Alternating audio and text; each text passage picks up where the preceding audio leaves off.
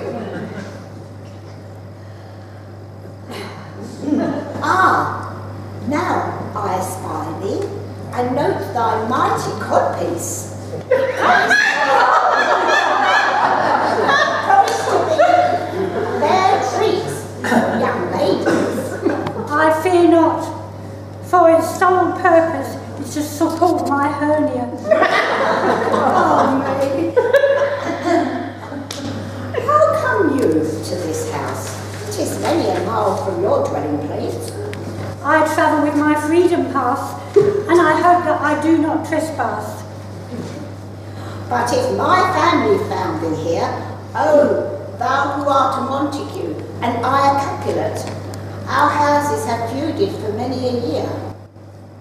You take much risk, my courageous dear. Deny thy family, and refuse thy name. 'Tis of naught to me, what's in a name, a rose by any other name would smell as sweet.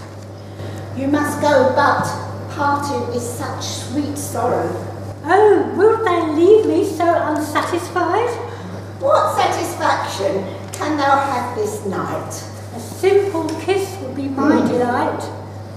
Then climb yon ivy, and it will be given. Alas, my arthritis prevents this fate, and I have waited of many a season for my knee operation. Then comest thee to the back door, for there is a chairlift up the staircase. Oh, blessed, blessed night! I am afeard all this is but a dream, too flattering sweet to be substantial. Oh, horror!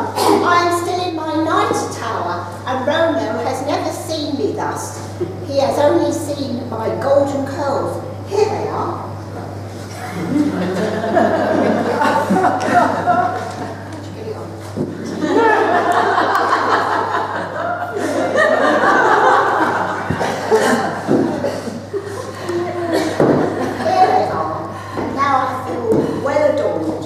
Yonder chairlift is fragmented, so I was forced to take the stairs.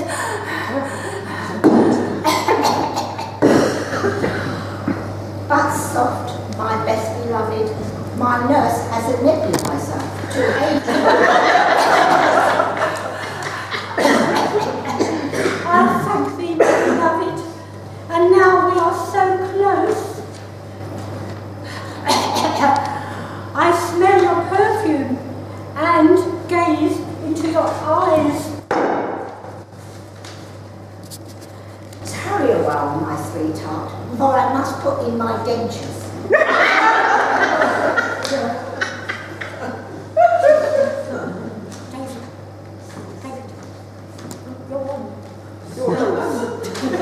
Me? You're on. I didn't know I had a problem.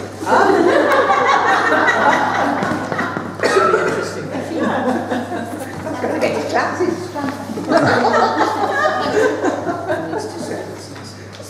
Grandfather, why embrace their Cabaret, our sworn enemy? And thee, sweet grandmother, why permit a Montague to grace thy balcony? I did think thee an untarnished maiden. Is he indeed your grandson?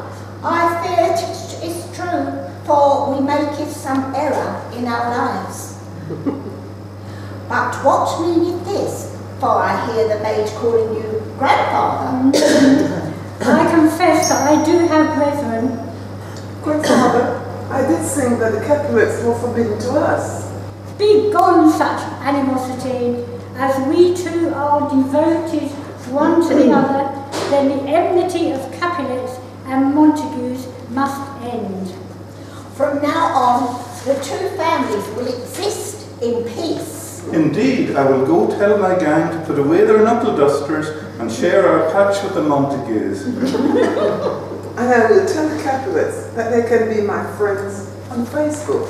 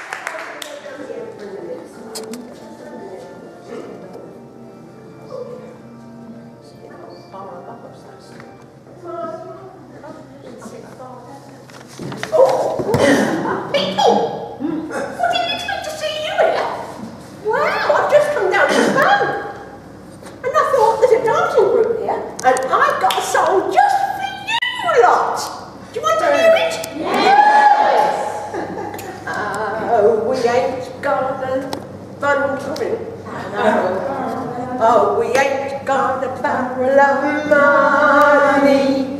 Maybe we won't be funny, but we're dancing along, singing this song, side by side, in a circle. Please, copy me. In a circle. In a circle. On the Thursday we come dancing, round and round we go prancing. No. All afternoon long, doing it wrong. Side by side, in a circle. Pat and Jean are teachers. Well, dancing is their thing. If we follow their example, the whole thing goes with a zing.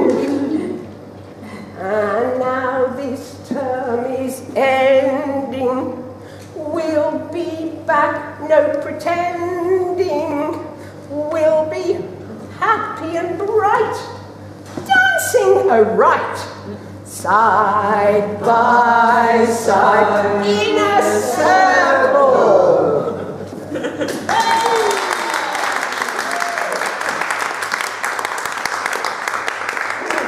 That was great. Now I'd all like you to welcome Cynthia.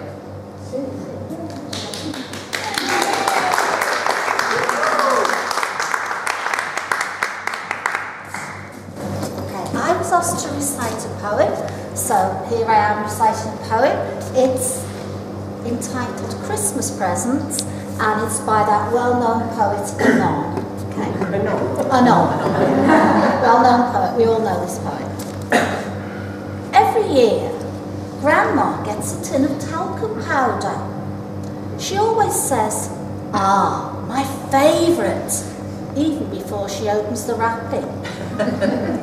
Grandpa always says, "Well, I know what's in here. 2 pairs of socks. Just as I wanted." This year, Auntie Bar had an umbrella in an umbrella-shaped parcel. And before she pulled the paper off, she said to Mum, "It'll match that new coat of mine." As for Mum and Dad, they just sat there and said, "We've given each other a joint present this year. It's a digital clock radio for our bedroom." And you know, they didn't even bother to wrap it up and put it under the tree.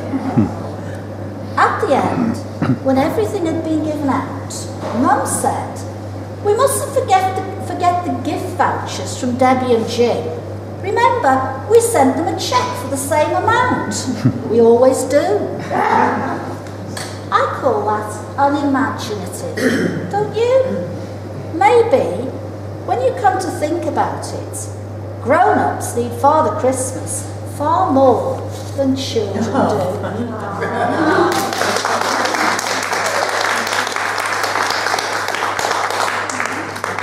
Now I'd like you to give a warm welcome to Joyce.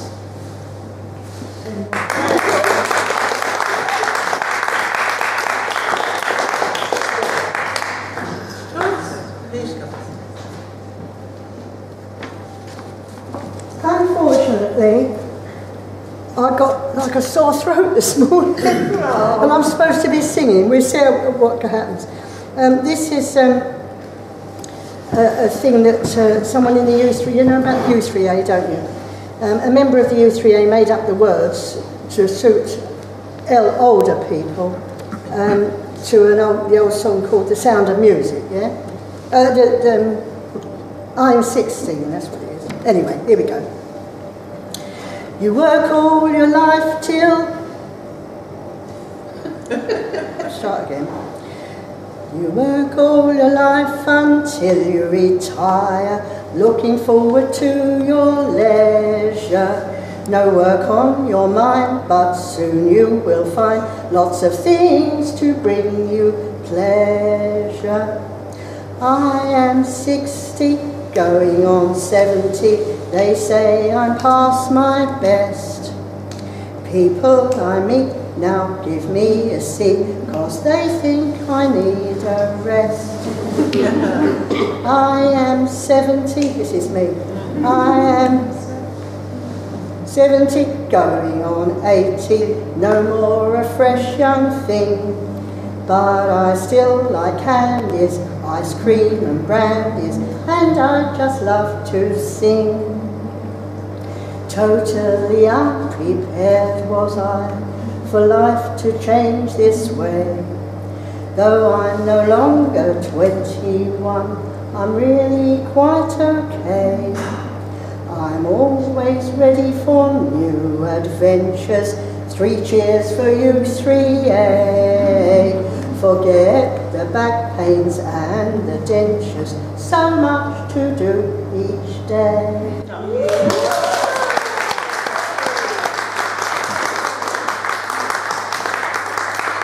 That was great. Now I'd like you to welcome Maggie.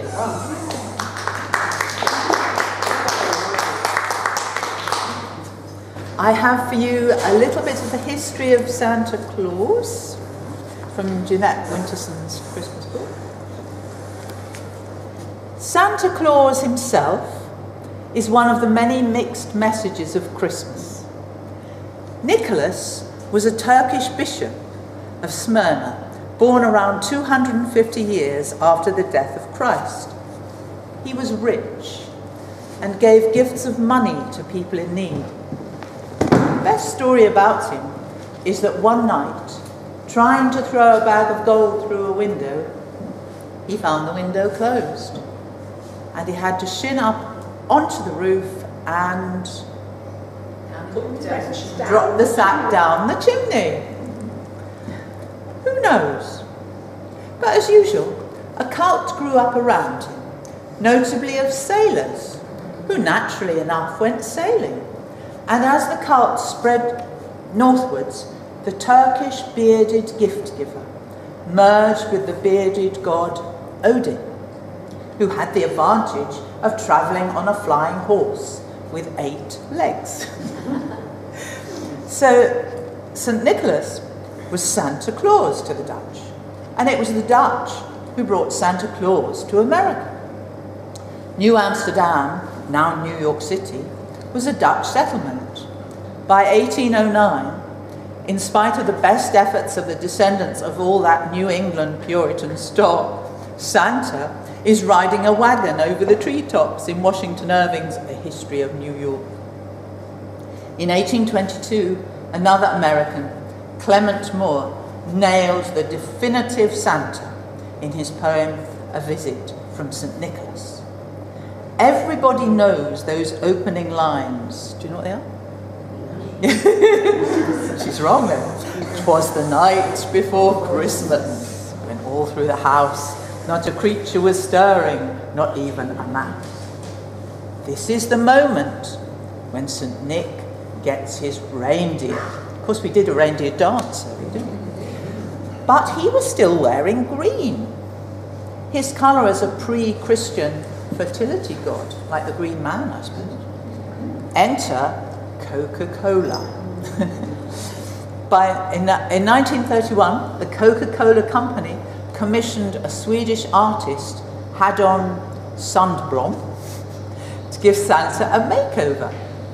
Red it had to be, and from then on, thanks to the advertising might of Coke, Santa's robes are red. So now I'm going to read to you The Night Before Christmas. Night before Christmas. 'Twas the night before Christmas, when all through the house not a creature was stirring, not even a mouse. The stockings were hung by the chimney with care, in hopes that St. Nicholas soon would be there. Oh, the stockings are green, you might. The children were nestled all snug in their beds, while visions of sugar plums danced in their heads. And Mamma in her kerchief and I in my cap had just settled our brains for a long winter's nap. When out on the lawn there arose such a clatter, I sprang from the bed to see what was the matter. Away to the window I flew like a flash, tore open the shutters and threw up the sash. The moon on the breast of the new fallen snow gave the lustre of midday to objects below, when what to my wondering eyes should appear but a miniature sleigh and 8 tiny reindeer, with a little old driver so lively and quick I knew in a moment it must be St. Nick. More rapid than eagles his coursers they came, and he whistled and shouted and called them by name. Now Dasher, now Dancer, now Prancer and Vixen, on Comet, on Cupid, on Donder and Blitzen, to the top of the porch, to the top of the wall. Now dash away all, as dry leaves that before the wild hurricane fly, when they meet with an obstacle, mount to the sky. So up to the housetop the coursers they flew, with the sleigh full of toys, and St. Nicholas too. And then, in a twinkling, I heard on the roof the prancing and pawing each little hoof. As I drew in my head and was turning around, Down the chimney St. Nicholas came with a bound. He was dressed all in fur from his head to his foot, and his clothes were all tarnished with ashes and soot. A bundle of toys he had flung on his back, and he looked like a peddler just opening his pack. His eyes, how they twinkled, his dimples, how merry. His cheeks were like roses, his nose like a cherry. His droll little mouth was drawn up like a bow, and the beard of his chin was as white as the snow. The stump of a pipe he held tight in his teeth, and the smoke it encircled his head like a wreath. He had a broad face and a little round belly that shook when he laughed like a bowl full of jelly. He was chubby and plump, a right jolly old elf, and I laughed when I saw him in spite of myself. A wink of his eye and a twist of his head soon gave me to know I had nothing to dread. He spoke not a word, but went straight to his work and filled all the stockings, then turned with a jerk and laying his finger on the side of his nose and giving a nod, up the chimney he rose. He sprang to his sleigh, to his team gave a whistle, and away they all flew like the down of a thistle. But I heard him exclaim ere he drew out of sight, "Happy Christmas to all, and to all a good night." Oh.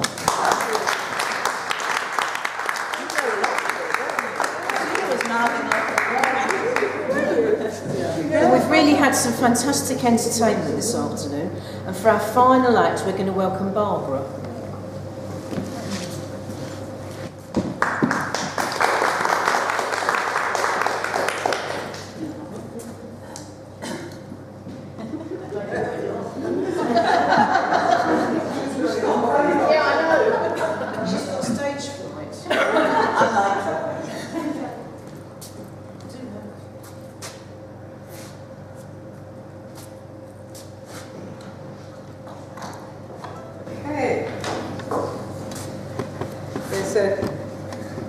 I'm just going to play two Scottish tunes, but there's also something to remember someone who died this year. And she is dancing, sorry, tell me the name please. Harriet. Yes, Harriet. This is a drawing that my friend did about 3.5 years ago in the summer, as part of the arts trail or something. We were dancing, just a group of us, about 3.5 years ago, and she's part of the group here. So it's just a very, and the song that I'm going to sing is a Scottish lament. It's called the Lament for the Death of the Reverend Archie Beaton. After that, I'm going to play the curlew, just as a counterpoint to the robin and to all the Christmas songs, and to counterpoint to the lament as well, just a little bit of the song of the curlew. I haven't practiced either of it, I haven't got time, so I just played it in my mind.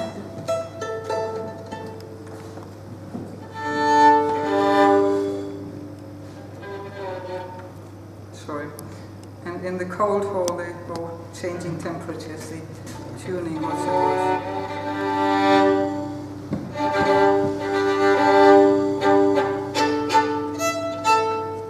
okay.